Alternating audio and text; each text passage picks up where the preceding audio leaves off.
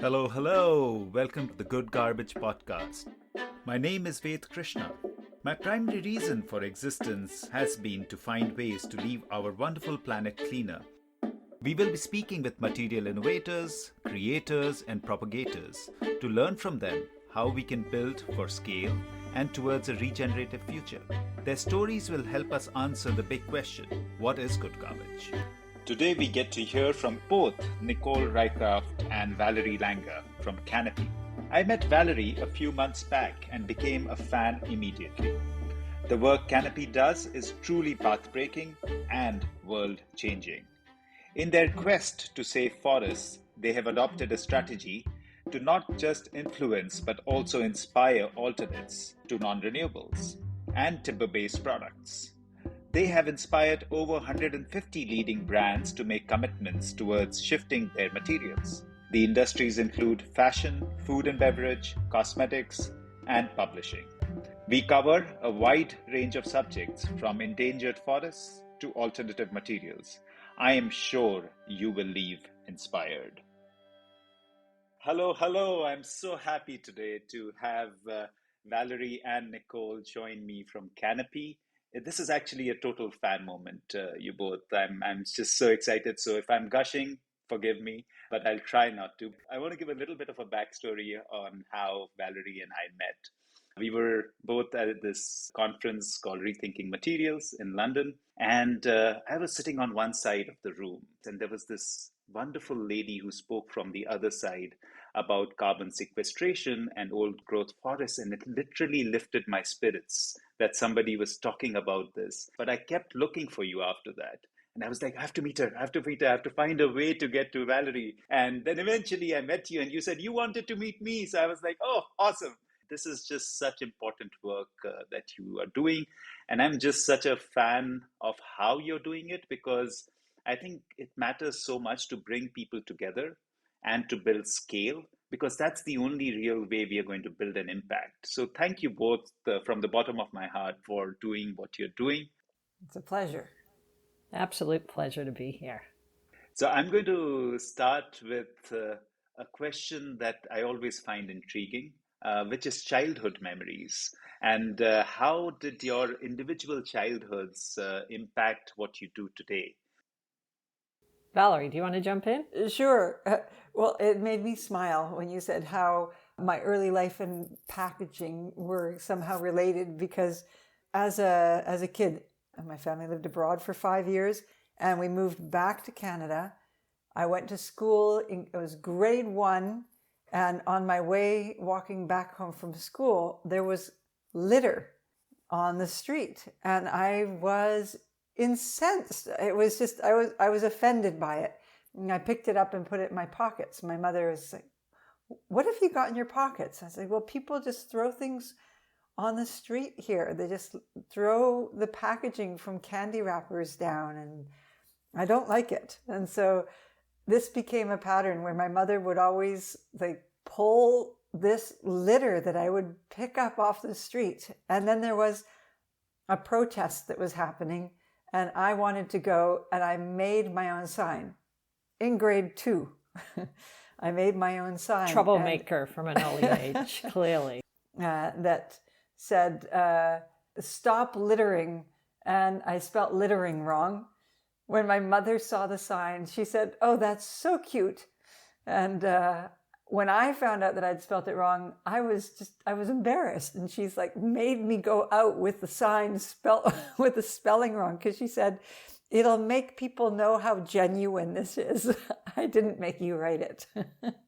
So I have been offended by people wasting things and treating the earth as a garbage can since I was a very young child. It's, that was my own little thing, stuffing litter in my pockets in order to clean up the world in which I walked. But my parents had a lot to do with my sense of social justice, that we need to leave the world in a good way, and we need to keep it in a good way as we live our life. So you would have loved a song that I learnt in elementary school. I think it was first or second grade. It was about litter bugs.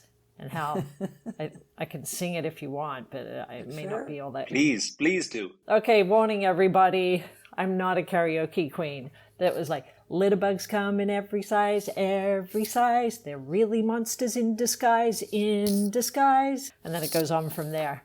So, Ved, I grew up in Australia, and I don't know if you've ever been to Australia, but there's an intensity to being in Australia. It's hot, it's loud, the cicadas, the birds. With the heat, the eucalyptus oil in the forest gets released, and so it's quite pungent. And so it's kind of this sensory experience that I think just got woven into my fabric at a very early age. And I was lucky to have a grandmother and grow up in a family where, there was a real love of wild places. And so I think that appreciation of our natural world was just part of my childhood. Even though I grew up in Sydney, big city on the east coast in Australia, our family we celebrated Christmas, and there was always this massive mountain of both kind of Christmas paper and the boxes that things had come in. And I remember as a kid, being super excited about my kind of swag of goodies that I'd received, but also just kind of marveling about this mountain of waste just from our quite small family. And so when I got into my teenage years and I really drew the connection between packaging coming from forests and the fact that so much of it's single use and ends up just going to landfill, I really started a push within the family, as teenage activists will be wont to do, that kind of activism at the breakfast table of wrapping things either in newsprint or recycled papers or things like that. It wasn't necessarily a particularly successful campaign with anybody else within the family taking it on, but they tolerated my gifts turning up in that respect. That's just wonderful. So my 7-year-old now is like you, Valerie. She doesn't leave a single wrapper, and we walk a lot in forests. And if she sees anything, she'll be like, "Oh, somebody is littered again." So I want to switch to what has been the one thing that you guys have both been driving is saving the ancient forests, the biodiversity, and the heritage that we have as citizens of this planet. So I would love to hear both of you talk about ancient forests, what they mean, and how they are so important. I guess everybody knows they're important, but how important? Go ahead, Nicole. Yeah, I think the thing for me with forests is that they are foundational for life on Earth. And our personal relationship with forests starts with the very first breath that we draw. Like that first lung full of oxygen that we gulp in desperately as a newborn baby. That's the start of a really beautiful and completely codependent relationship that we have with forests over the course of our lives. And so forests, like our relationship with forests is intensely personal at that level. And then also when we move up to planetary scale and the impacts and support that it provides to the rest of humanity, forest ecosystems represent 30% of the climate solution. If we keep logging forests the way that we are, we'll release 260 gigatons of additional GHGs into the atmosphere over the course of the next decade. They're integral to the precipitation cycle, establishing the biotic pump and drawing precipitation across continents to make sure that crops are successful and healthy. They provide medicines and home to millions and millions of indigenous and frontline communities around the world, and the cultural and spiritual foundations of civilization of those communities and many modern day communities as well. And then, of course, they're home to 80% of the world's biodiversity.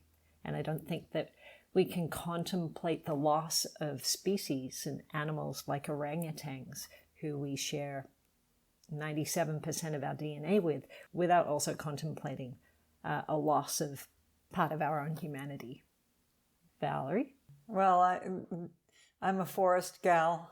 I grew up a good part of my life on a farm within a stone's throw of not old growth forests. There's second growth forests, but I used to go out to them all the time and sit in trees and feel, for some reason, like I was talking with them without talking. So I've had a long-standing feeling of connection. But it was when I was in my 20s and moved to the west coast of Canada, to a beautiful area called Clayoquot Sound.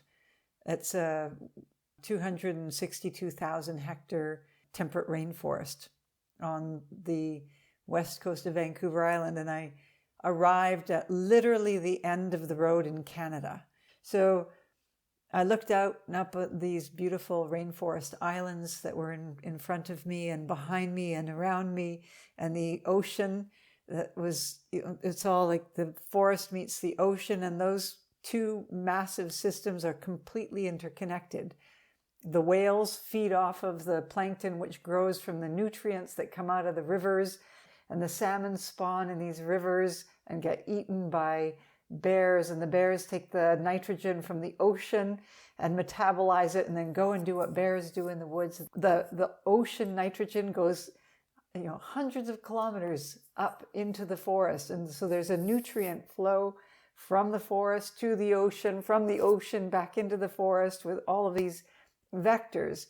The moisture off the ocean getting drawn by the transpiration of forests, so you get water coming off of the top of the ocean and pulled into forests and then pumped through forest to forest to forest until it hits the fields of farmers thousands of kilometers inland. And as I was experiencing like the being in the forest and just like this incredible feeling of being amongst 100,000-year-old beings, is it's just a feeling of awe.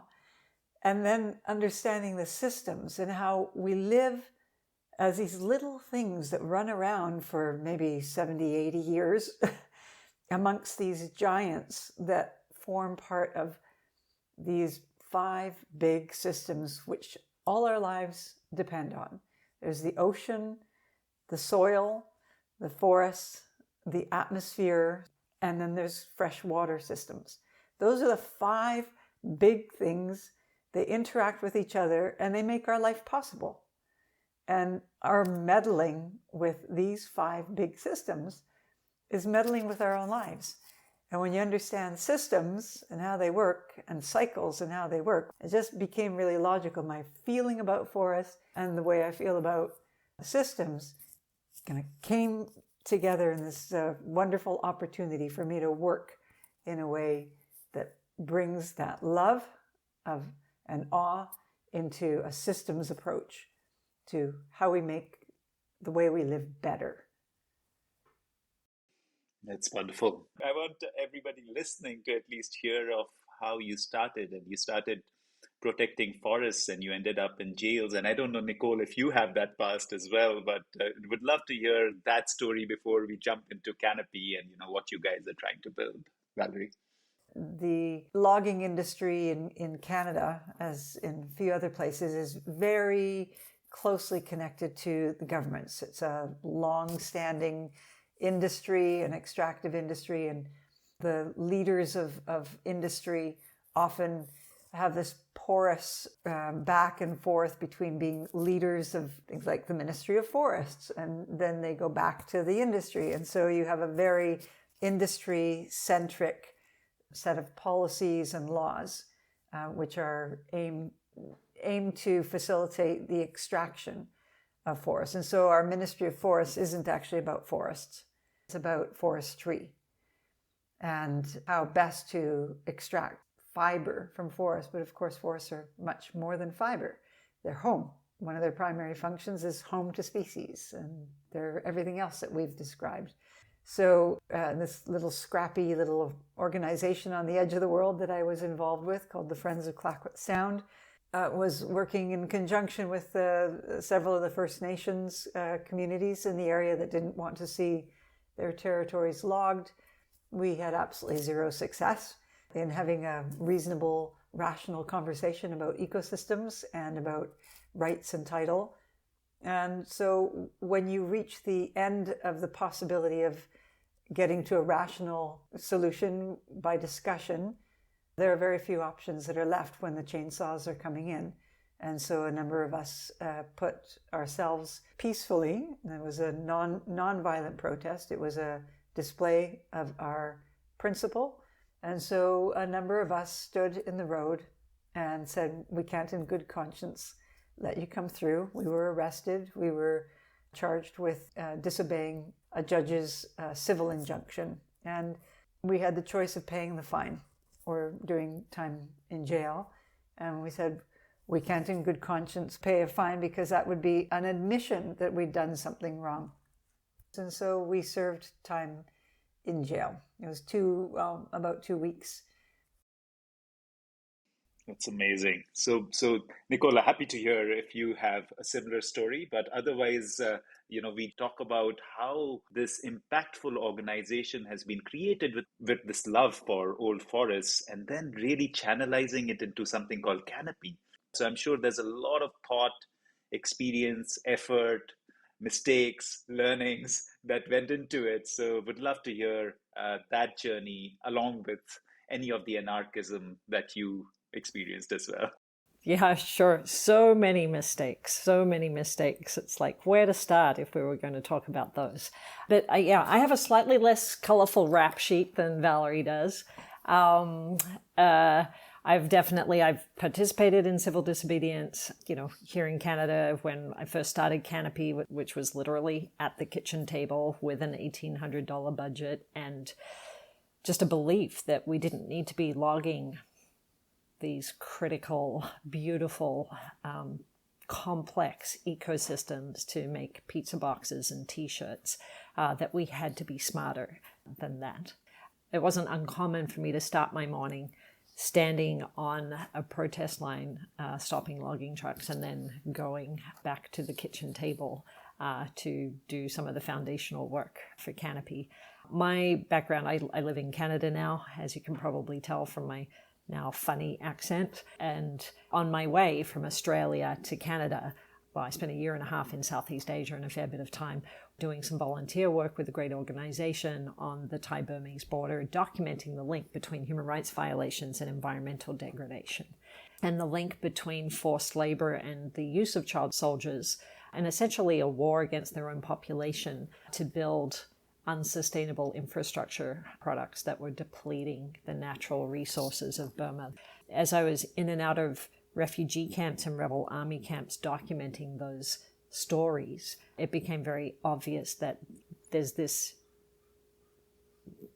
absolute interconnectedness between human rights violations and environmental degradation, and it's all happening under the rubric of the global economy in this supply and demand world. And so, given that I was on my way to Canada, or the belly of the beast of global consumption of North America, it felt like an incredible opportunity to work to harness some of that purchasing influence, some of the market mechanism, the sheer sort of momentum and mass that has, to redirect the marketplace to help drive positive change rather than it leaving this inadvertent sort of trail of destruction, both on the social side as well as on the environmental side.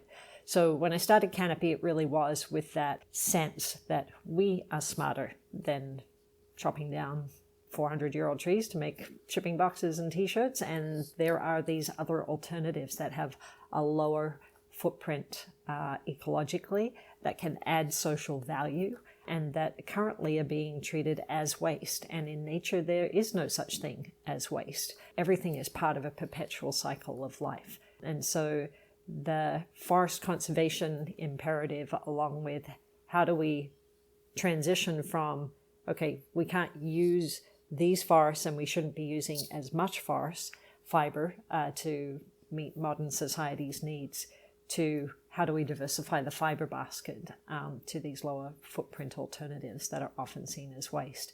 That's all been part of Canopy's trajectory. So Canopy is a solutions-driven, not-for-profit organization, and we work to protect the world's forests, species, and climate, and help advance frontline community rights. And we do that by harnessing the purchasing influence of the marketplace. So we currently work with over 800 large corporate customers of the forest products industry, so companies like Walmart, Amazon, H&M, Zara, Penguin Random House, so companies that either use a lot of paper-based packaging, or wood-based fabrics like viscose and rayon. And we help them to develop cutting-edge environmental policies And then we work with them over a number of years to actually implement those policies. So to remove sourcing from high carbon, high biodiversity value forests, what we call ancient and endangered forests, from their supply chain, to help build better sustainable forestry practices in second growth forest areas, to actually transition away from being so reliant on wood altogether and to prioritize the production of next generation solution alternatives, and then ultimately to work with us and their peers to help secure conservation on the ground. So it's global in scope, but really focused on transforming unsustainable supply chains that are currently the systemic drivers of forest loss and forest degradation. Well, there are two aspects to Canopy's work, two types of materials, paper and paper packaging, and viscose. So about 3 billion trees get pulped every year to make paper. So somewhere over 400 million tons of paper is made every year. And of the 400 million, about half of it is recycled, and about half of it is virgin fiber. Of that virgin fiber, about half of it comes from ancient and endangered forests. And that is the half of the virgin fiber that we think could be made with alternatives, because plant fiber like wheat straw, bamboo, bagasse, rice straw, any number of plants that are currently grown as part of the agricultural stream for food. And then there's a whole bunch of residue that's left on the field. And a lot of that residue gets burned. In India, for example, there's somewhere around 100 million tons that gets burned, which you're very aware of, I'm sure. And if there are ways in which we can turn the cellulose from that which would be burned into a useful product, and by doing that, not log forests, and by doing so, maintain the capacity of those forests to fix carbon out of the atmosphere and to provide home for species and rain, etc., then you have a really great alternative which both meets some of the environmental targets that we're aiming to achieve, but also helps farmers gain a better income from the residues from the agricultural products that they produce, and the opportunity to build a more circular, greener economy, because it takes less energy, less water, and less chemicals.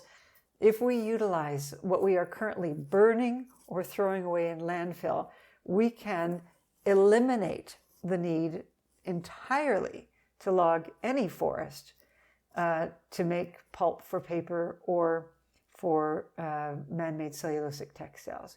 That's not what we're advocating. We think that forests will continue to be part of the supply chain, but we're just aware that if we really wanted to utilize the waste stream to prevent this word waste from even existing, it doesn't exist in nature. We've invented the word waste in order to cope with a problem that we've come to accept, and we don't need to accept it. We do not need to have waste. So this is what Canopy's working on, is the solution, how to build the whole business ecosystem from the innovator and draw it right through to the brand. Are you enjoying this thought-provoking conversation? Want to make sure you never miss an episode? If so, follow us on social media. You can follow us at Good Garbage Podcast on Instagram, Facebook, LinkedIn, and Twitter. Now, let's get back to the conversation. I have a dilemma, and I have to run this by you both to give clarity on this. So what I saw while operating in India, that 80% of the paper actually came from recycled waste. But the Indian origin recycled waste products were not good enough. So what I was noticing is that almost maybe 80% of the waste was coming all the way mostly from United States. So somebody was collecting it in the United States, piling it up, sending all this waste to India, and the company would use almost 70 to 80% of the energy that a virgin fiber would take to recover 50% of that waste and then send it all the way back. So that I saw on one end. The other end, I saw other companies, and that was using virgin material. But they were not allowed to log any forests for sure. So they were having to do what they call social forestry or farm forestry, where they would encourage the farmers to plant either on the boundary or intercrop. And it was mostly Australian eucalyptus that was being used because it was fast growth, 4 to 5 years, you can get pulpwood. Those were the two sides I was noticing. So my natural inclination was that the virgin materials, in a way, it's better because at least they are growing that tree and they are doing it very locally. It's only in like a 30, 40, 50 kilometer kind of radius. And the farmer gets benefited by this extra income, and they're not transporting all this waste from all over the world. I would love to learn what do you guys think about it. And, there's a dichotomy, where do you go? It is a dilemma. We've designed these crazy global supply chains where we ship things from one end of the planet to the other, both in terms of recycled content, recycled paper content, recycled plastics, obviously, but also wood chips, logs, pulp gets shipped around the world as well for paper manufacturing. And so I think there's a multitude of issues within there. In terms of the hierarchy of fiber and fiber impacts, then recycled paper is at the top of the hierarchy. It has the lowest footprint in terms of energy and carbon. Of course, when you're shipping it around the world and then putting it on a truck to drive it across a country, then that kind of ecological advantage starts to be undermined. But recycled paper and keeping it out of landfills and stopping it from degrading into methane in landfills is really beneficial. It is the most environmentally sound feedstock back into paper production. Now, it would be ideal for that to be happening onshore within the countries of collection, and for us to be supporting the build up of really robust recycling collection systems and infrastructure around the world, as well as processing. And it's not okay for, the global north to be continuing to just kind of export all of their waste and recycled products elsewhere for other people and other countries to have to manage and deal with, right? Like, that's really not acceptable. There is a role for agroforestry. And so I think it's really about how do you support agroforestry? How do you support other fiber use? That's a byproduct of other existing production processes. And how do you make sure that the trees that potentially are involved in any kind of more localized agroforestry are being sustainably managed and are suitable and endemic to the region? Valerie? Agroforestry is actually really a very important part of solutions. It has multiple benefits when done well, and there are lots of opportunities to do it well. It creates more diversity on a landscape, which makes an area less prone to pest infestations, for example, and provides some cooling and windbreaks, etc., for soils. If the right kinds of trees are planted, it can actually help secure water into the water table rather than dry the water table out. So it can be a very successful part of farming process. Good for soils, good for providing fiber, diversifying farmer incomes, as you mentioned as well. There's almost never a paper that's just one fiber. It's kind of this beautiful chemistry of what works exactly right for exactly the right product. And so sometimes you can use 100% recycled, but sometimes you can't, and you need a virgin fiber. Recycled can only be recycled up to 5 or 6 times, and then the quality is too low, and you need to add virgin fiber in to increase the strength of a package. And so there's no reason why we shouldn't be using trees in some of the packaging that's out there, but which trees, from where, and how much? Those are the big questions. And people often want silver bullet solutions. Well, the answer to almost every question is it depends. And the it depends usually comes back to, are we exceeding nature's limits to absorb the impact? Yeah, I just wanted to jump in, and Ved, you probably want to take us somewhere else. But I think it comes back to your opening point, which is partly around scale. And I think the scale of production that there currently is very difficult to meet from any single source. Now, at the moment, we're relying too much on forest ecosystems to provide a large balance of that fiber. It would be very challenging for agroforestry, if it's truly being done in a sustainable way, to meet the volume demands that are needed. And as Valerie mentioned, recycled fiber is really important and does need to be paired with virgin fiber. And virgin fiber could be from trees, from an agroforestry operation being truly sustainably managed. And virgin fiber can come from agricultural fibers that are potentially grown on purpose, or they're a byproduct of another food production system.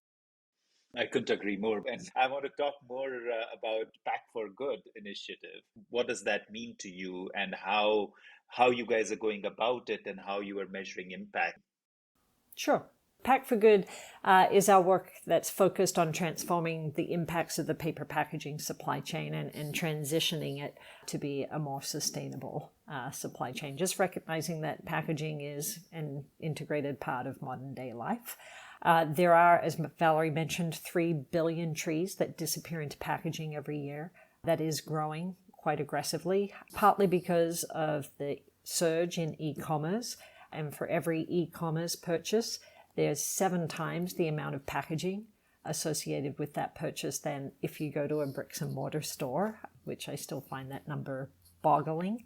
And then, of course, the good and much needed movement that there is away from plastic packaging is creating this completely unintended consequence of just exacerbating the problems and the pressure on forest ecosystems, driving further deforestation and forest degradation as companies shift away from using plastic, but without actually really thinking about their packaging strategy as a holistic, sustainable packaging strategy. And they're just kind of basically trading in one environmental disaster for another.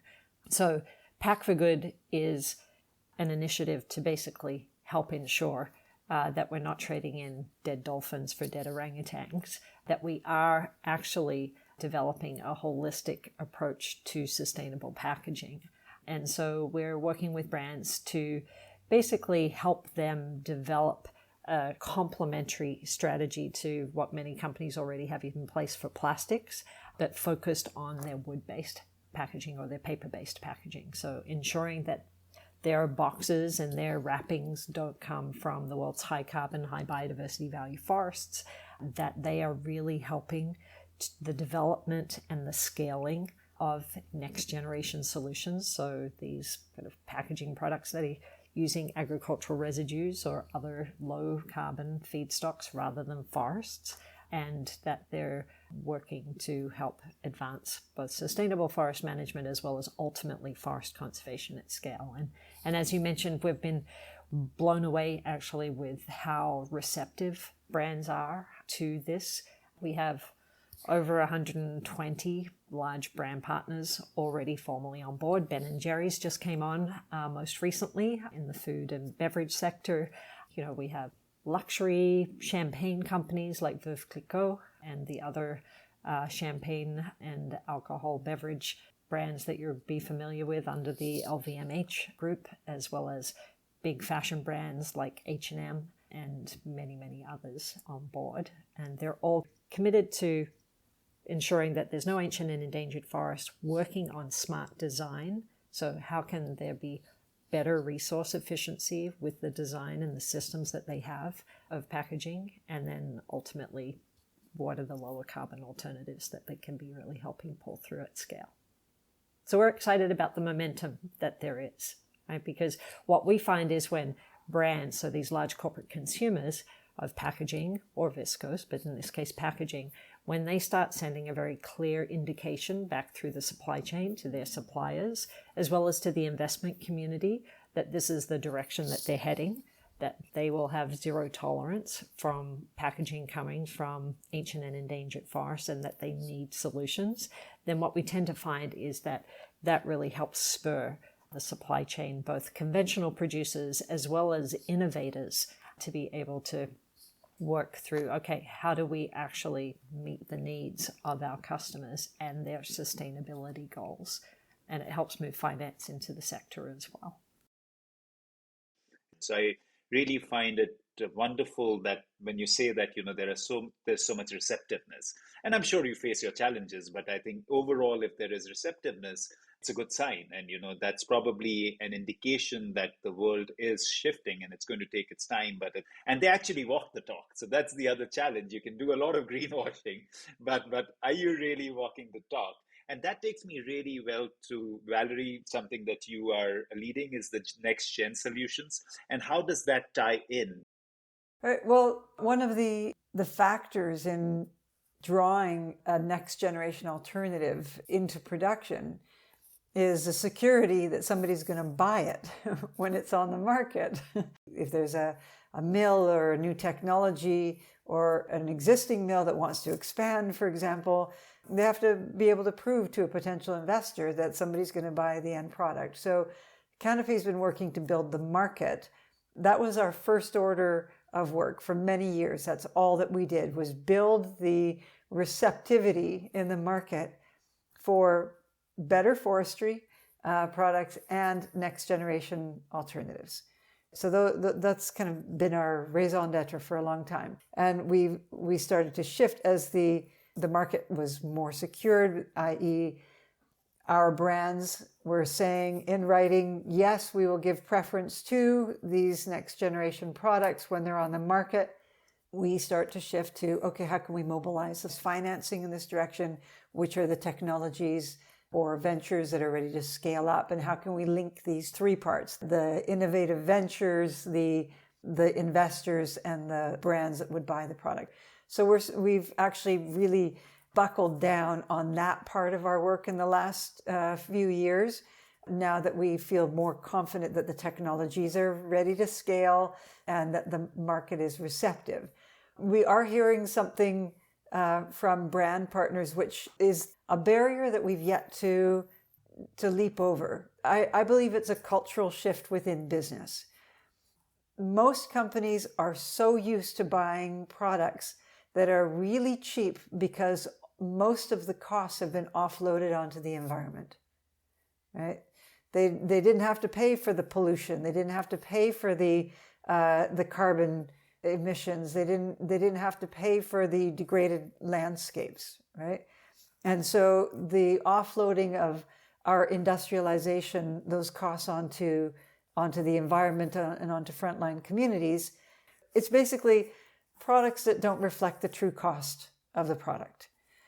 And when you start to create an environmentally preferable product, you pay the cost of making sure that it's a closed loop technology that's not throwing chemicals into the river. The industrial model has really warped the perception of what a product should cost. And that's a cultural shift that has to be addressed, whether that's passed on down to the consumer or whether it's the shareholders who agree that the 20 cents per more that it costs on a t-shirt, which is really what it turns out to be, just has to be absorbed. Somebody has to absorb it, and the expectation that it's going to be absorbed by a manufacturer who already is manufacturing at really low margins, which makes it unprofitable, just means that they will never get the ecological product they want in the volumes that they expect. And so we're working to get brands to leap that cultural barrier, that the expectation that the environmental cost can be at no cost to them. They have to accept some premium, at least at the beginning, until economy of scale production kicks in, technologies are refined to be highly efficient, but it shouldn't be the barrier. We can't afford, literally, we can't afford, in terms of survival of the human species on this planet, as well as every other species, we can't afford to continue to offload the costs of industrial commodity production onto the environment. So Canopy feels that there can be price competitive, volume competitive, quality competitive products on the paper and packaging side made from next generation alternative feedstocks. This is already starting to happen. It's not something of the future. It's already on the market on the paper side. Companies should be buying what currently exists first, and then looking to buy what needs to come onto the market next. So support those that are already producing now and support the increasing volumes of next gen that need to come onto market to replace the fiber that's currently being drawn from ancient and endangered forests.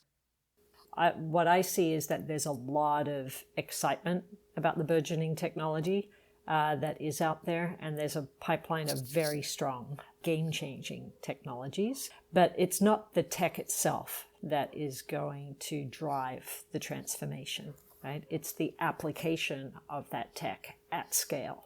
And so that requires market pull-through, which we've been doing a lot of work to mobilize, and it requires investment to start really moving into these technologies so that they can be built, the infrastructure and the industrial ecosystem that supports them, the aggregation and collection of agricultural residues or textiles diversion out of landfills and aggregation. All of that other part of the industrial ecosystem needs to be built and scaled. And we need to be scaling it quickly, right? Like we have planetary targets between now and 2030 that require us to, stop standing on the sidelines. It's a little bit like going to a teenage dance party. Everybody's kind of standing around a little shy on the sidelines. We need to be, choosing our dance partners and getting onto that floor and carving it up. I think that's a great analogy. I think what you've talked about is so valuable when I even look at it from our perspective as a company that's deeply passionate about making change, because it all comes down to building that market, and getting that letter of intent changes everything. Honestly believe that you are absolutely right. It is a very short transition time for even the cost. The cost will come in place. It will be the same or even a lower price, I would say. I want to throw a little bit of light, because I know that you've been actually working on few technologies, and there have been investments that you've made in China, in Sweden, and in the Washington area. There have been certain investments that you guys have encouraged. And of course, if you can throw more light on the kind of capital that you're trying to build to enable these technologies to see the light of day. Yeah, so we're an environmental not-for-profit, so I wish we were able to write big checks, but unfortunately we're not. We're out kind of tap dancing on street corners, fundraising for our annual budget generally. But we have been working to, as Valerie mentioned, set market demand, build market demand, focused market demand, and pull through for these products. Within our work, of the 800 plus brands that we work with, the vast majority of them have prioritizing next generation solution alternatives and products embedded within their policy commitments. We've then gone that deeper level, Ved, as you were speaking to, of working with brand partners to actually have them articulate specific volumes that they would be willing to commit to and are willing to transition over onto these new lower carbon products when they come to market. And so we currently have just over 500,000 tons, so 500,000 tons of explicit volume commitments from brand partners. We are now building that. It'll be 1 million soon, 1 million tons, and then sort of onward and forward from there. We have helped speed date technologies with their angel investors. We did that with Columbia Pulp, the North America's first straw pulp mill that was built at commercial scale. We have helped with securing multi-year offtake agreements that has then unlocked the broader finance package. That was the case with RenewCell, which is the world's first textile-to-textile pulp mill that will feed into the viscose supply chain. It's a 120,000 ton facility that will open in Sweden this September. And then we are now starting to work more directly within the investment field, looking at, how are the ways that we can play a more active role in mobilizing the scale of investment that's required, because over the next 10 years, we need at least $64 billion to be invested in this infrastructure transition. about 64 billion, which sounds like a lot of money, except for the fact when you consider that the company that sells Botox sold for 68 billion in 2018. And if you break it out over the many, many countries where this new infrastructure needs to be built, then it's a bargain, like at double the price, basically. So if I ask you both, if you look at a time horizon of maybe 5 or 10 years, what would success for Canopy look like? Valerie, why don't you take that first? Well, on the next generation side, I would say that in the next 3 to 4 years that we would see the beginning of that hockey stick curve of infrastructure. We know that the first, let's say, 2 million tons of next-gen production will be the proof of concept. And if that's in place in the next 3-4 years, that we then feel that there will be a pile-in of investment because it meets so many needs. It meets climate needs, it meets biodiversity needs, it avoids landfill waste, it creates a circular economy, and it helps eliminate things like pollution from burning residues and that's affecting health in cities like Delhi, right? So with all of those benefits, we think that once you have commercial proof of concept, that hockey stick rise with that first 4 years being the proof of concept will then just go boom and we'll hit our targets. And I want everybody to feel good about being involved. I want the investment community to feel like they're finally doing good, not just making money. I want them to make money, but I want them to do it by doing good. I want brands to feel like they're achieving their ambitious objectives as well, being part of solutions. And, I want orangutans and tigers to live forever. So that's success for me. Surprise, surprise, we kind of have very clear organizational goals, and there's a lot of alignment between what Valerie and I will say. But maybe if I take it out kind of to the 10-year end of that hockey stick, then we have been successful in replacing 50% of the forest fiber that's currently in the pulp and fiber basket and replaced it with these low carbon alternatives that is enabling 30 to 50% of the world's forests to be conserved, to remain home and habitat to orangutans and to caribou and to jaguars and to these species, these magical, mythical creatures that grace the pages of the storybooks that we read as kids and capture our imaginations. And so, I think that's the trajectory and the vision that we're on. And we recognize that no single organization, no single company can do this by themselves. That's why for us, building vehicles like Pack for Good that are really vehicles of collective action, collaborative action towards ambitious impact and outcomes is really important. And holding that sensibility of the art of the possible, right? Like there's a lot of doom and gloom when it comes to conservation and sustainability work. And for us, it's really based from a place of joy and about what's actually possible and how can we actually work together and bring kind of the full potential of the creativity and the smarts and the money and the dedication that all of us have in our different roles, be it as a brand, as an investor, as a producer, as an innovator, a government decision maker, or as an NGO. It's beautiful. So my last question, which has to be asked, what does good garbage mean to you? I'll have a short answer. Good garbage is a very tiny pile. Okay, I went with trashy movies on a Saturday afternoon, but I think good garbage are the 21st century feedstocks of the products that modern life is dependent on. I love both your answers. I think reducing that garbage through using the new technology of material would be so wonderful, and I hope there would be no garbage in the future. And the way you guys are going, you guys are such powerhouses, and I'm so thankful for you guys taking the time and I would say making me a better person, and I'm sure those listening would also be impacted by the work you're doing. I wish you all the very best from the bottom of my heart. I wish you all the success because your success means success for humankind. Thank you both for being there with me. Thank you. Thank you, Ved. That's very, very generous of you. Thank you so much for listening to the Good Garbage podcast. I am your host, Ved Krishna. What topics in regenerative packaging do you want to hear about next? Let us know by leaving an Apple Podcast review or by messaging us on social media. Links are in the description.